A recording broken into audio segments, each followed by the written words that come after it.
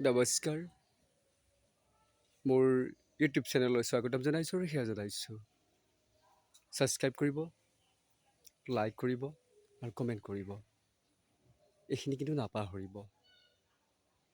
মই আজি আপোনালোকক এটা গভীৰ গুৰুত্বপূৰ্ণ কথা ক'ব বিচাৰোঁ। এই যে দেখুৱাইছোঁ মোৰ ভিডিঅ'টোত,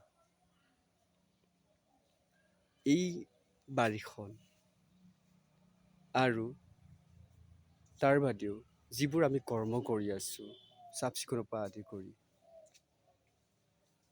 দেখুৱাইছোঁ। এনেদৰে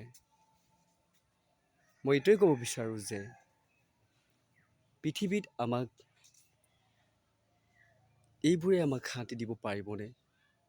এই ভাল লগা বস্তুবোৰে,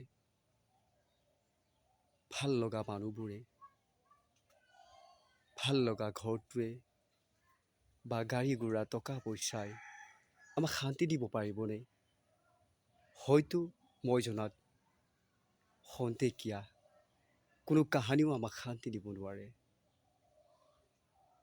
এইকাৰণে কৈছোঁ, আমি দিনে দিনে দেখিবলৈ পাইছোঁ আৰু ওলাই গ'লে ঘূৰি নাহে, কেৱল বাৰ্তা আহে তেওঁ মৃত্যুৰ কথা। সেইবোৰ দেখি শুনি আমাৰ হৃদয় দহি গৈছে, কম্পমান হৈছে, কি হ'ব গৈছে। সেইকাৰণে আজি ভিডিঅ'টোত মই প্ৰকাশ কৰিছোঁ, আমাক ভাল লগা মানুহবোৰে, ভাল লগাৰ ঘৰ দুৱাৰ বাৰী, পৃথিৱীৰ প্ৰাকৃতিক দৃশ্যবোৰে আমাক শান্তি দিব পাৰিবনে? সেইকাৰণে কৈছোঁ, কোনো কাহানিও নোৱাৰে।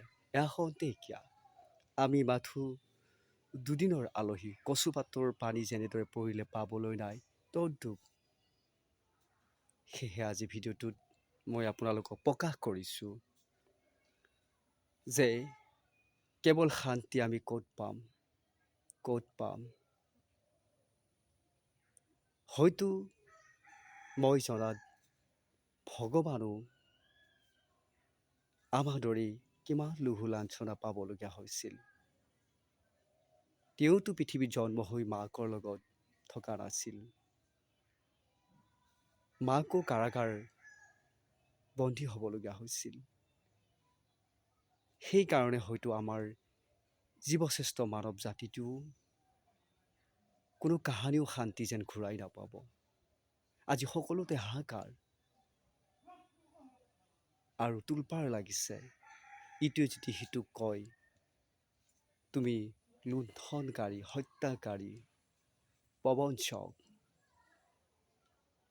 তুমি পৰ সমালোচনা কৰা, পৰহিংসা কৰা, ইত্যাদি ইত্যাদি। গোটেই পৃথিৱীখন এনেদৰেই